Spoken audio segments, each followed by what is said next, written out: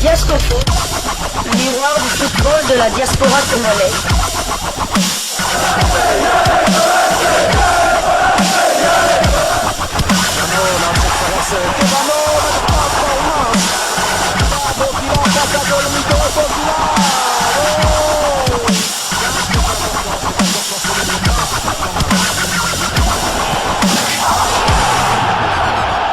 Diasco Foot, le miroir du football de la diaspora congolaise.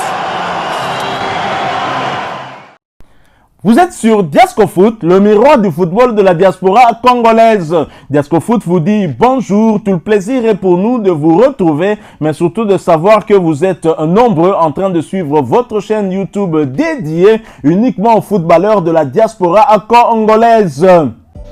C'est l'heure de partager avec vous quelques news que nous avons pu récolter pour vous, des news concernant certains de nos internationaux ou des binationaux qui se sont illustrés dans leurs clubs respectifs, et cela dans le cadre de cette troisième livraison sportive de ce jeudi 22 août 2024, une livraison que nous débutons.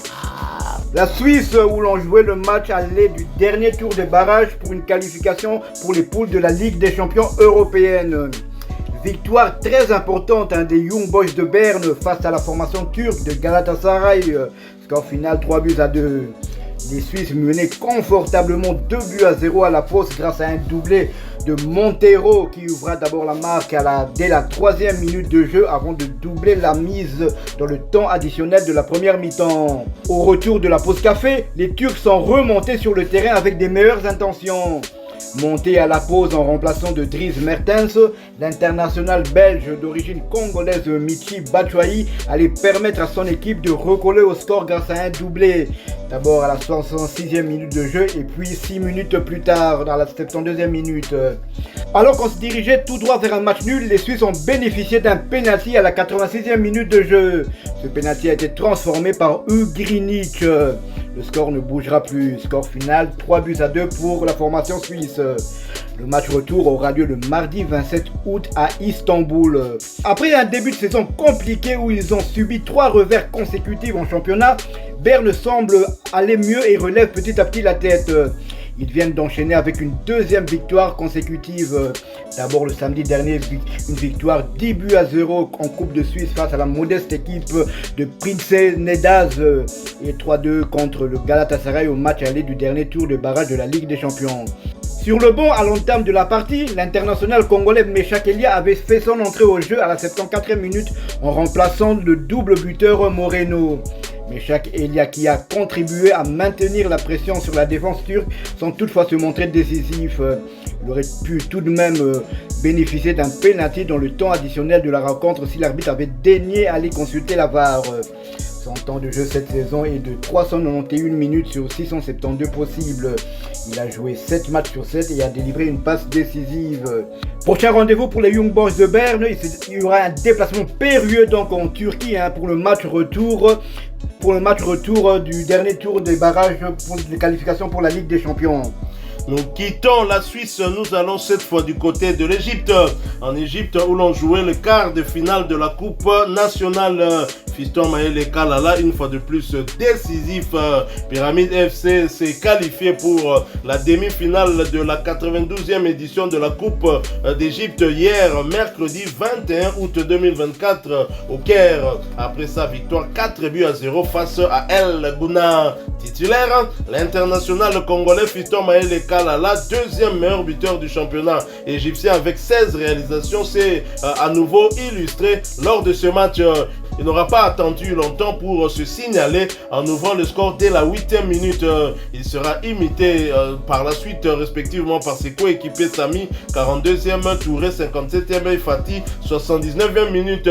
Score final 4-0. Grâce à cette victoire, Pyramide FC deuxième au classement final du championnat égyptien derrière Al Ali SC se qualifie pour la demi-finale et affrontera le 27 août prochain le vainqueur du de quart de finale qui va opposer tout à l'heure Farco et Al-Masri. Signalons que le vainqueur de cette édition de la Coupe nationale égyptienne succédera à Al-Ali, vainqueur de l'édition passée. Mais pour cette édition, le champion de l'Egyptian Premier League, championnat égyptien de première division, a été éliminé à l'étape de 8e de finale par Farco FC. Fiston Maël Kalala n'a pas disputé l'intégralité de ce match car il a été remplacé à la 71e minute. A noter qu'il s'agissait de sa 4e titularisation consécutive. Il a profité pour porter à 3342 minutes son temps de jeu sur les 4642 minutes possibles.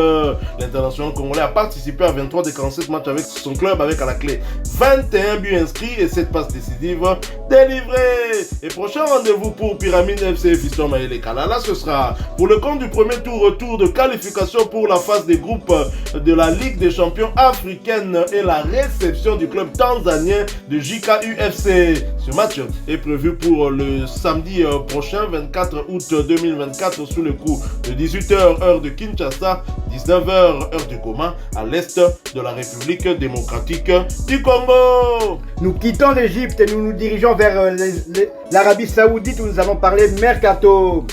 Jackson Muleka devrait signer dans un club de l'Arabie Saoudite. Selon Sport Digital, Jackson Muleka serait sur le point d'être prêté avec une option d'achat à Al Kholoud, club saoudien. Signalons que l'attaquant de Beşiktaş ne fait pas partie du groupe qui affrontera Lugano ce soir.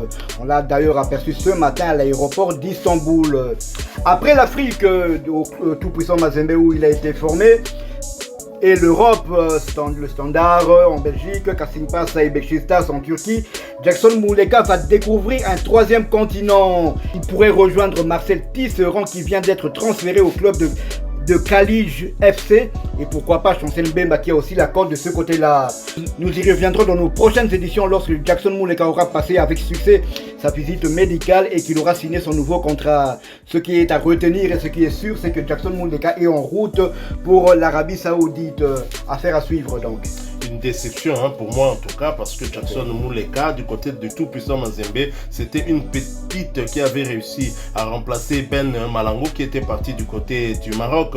Il a d'ailleurs très bien remplacé, portant cette équipe du tout-puissant Mazembe. Il arrive en Europe dans le club du Standard de Liège, mi-figue, mi-raisin. Il n'arrive pas tout à fait à s'imposer, surtout je crois la deuxième saison. Le problème, il a toujours eu des irrégularité. En dents de scie, donc c'est comme des montagnes russes, ça monte, ça descend, ça monte, ça descend. Sa première saison avec le Standard de Liège, elle était magnifique.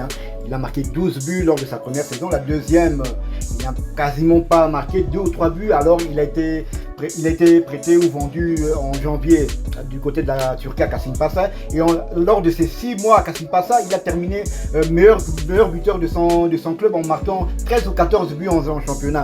Ce qui a fait que Beşiktaş tombe sous le charme. Et puis à Beşiktaş, là, il n'a pas répondu aux attentes. Pas de régularité. Il n'a pas répondu aux attentes. C'est ça le problème de Jackson Muleka. Et à chaque fois que le club voulait le vendre, et c'est là qu'il se remettait à inscrire des buts. Donc, mais cette fois-ci, le club a dit non.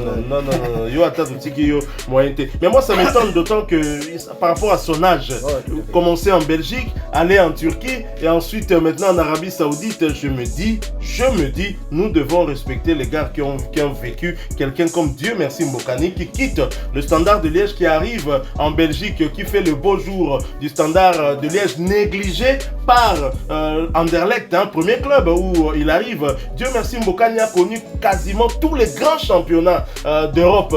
Il a connu le championnat français, il a connu le championnat anglais, le championnat allemand. Il ne lui manquait que le championnat espagnol. Il est même allé jusqu'en Ukraine. Il jouait du côté de Donetsk, là où il y a la guerre, bien évidemment. Je suis quand même vraiment déçu par ce parcours de Jackson Muleka. Bon, espérons quand même qu'il arrive.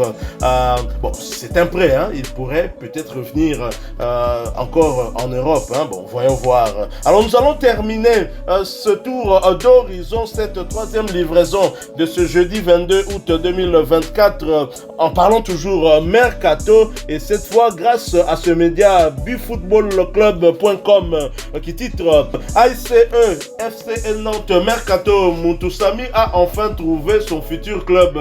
Très content longtemps pour le double poumon de la RDC. C'est vrai qu'on était vraiment inquiet. Samuel Moutoussamy, ex-FC Nantes, 27 ans, a enfin choisi sa future destination. Et ce ne sera pas l'AS Saint-Etienne qui ne l'a jamais considéré comme un plan A. Laissé libre par le FC Nantes et un temps pisté par l'AS SE qui n'a pas donné suite, préférant s'orienter vers d'autres pistes, Samuel Moutoussamy, 27 ans, n'attendra pas beaucoup plus longtemps pour rebondir Moutoussamy vers Sivasspor. Pour la première fois de sa carrière, l'international congolais formé à l'OL va prendre la direction de l'étranger et plus précisément du championnat de Turquie où il va signer 2 ans du côté de Sivasspor. Ambitieux dans son championnat domestique après une saison conclue à la 7e place, Sivasspor a grillé la concurrence d'Antalyaspor, Bodrum ou encore du Panathinaikos pour Samuel Moutoussamy. Bon, je ne crois pas que ce soit un nouveau championnat ou un nouveau pays qu'il visite. Hein. Bon, c'est vrai que du côté de la Hollande, c'était un prêt. Et c'est peut-être dans ce sens-là. Mais en tous les cas, pour la tanière, c'est une très très bonne nouvelle pour Sébastien Desabre parce que c'est son titulaire à part entière dans l'entrejeu de l'équipe nationale et nous sommes bien évidemment contents pour lui. Espérons que les choses aillent très très vite pour qu'il puisse déjà avoir un peu de temps de jeu avant cette prochaine échéance que nous attendons. Mais Sébastien Desabre, dans notre temps, va déjà publier sa liste et j'ose croire que Samuel Moutoussamy y sera quand même. Voilà, nous sommes arrivés à la fin de cette 3e livraison. Si vous l'avez aimé, laissez-nous un maximum de j'aime. Merci de partager avec nous en commentaire votre point de vue. Abonnez-vous sur cette chaîne Diasco Foot parce que nous sommes le miroir du football de la diaspora congolaise et n'oubliez pas d'activer la petite cloche de notification histoire de ne plus rien manquer des prochains sujets que nous allons vous proposer. Encore une fois, merci à vous avec espoir de vous retrouver bientôt dans un autre sujet d'actualité. En attendant, portez-vous bien et Diasco Foot vous dit au revoir.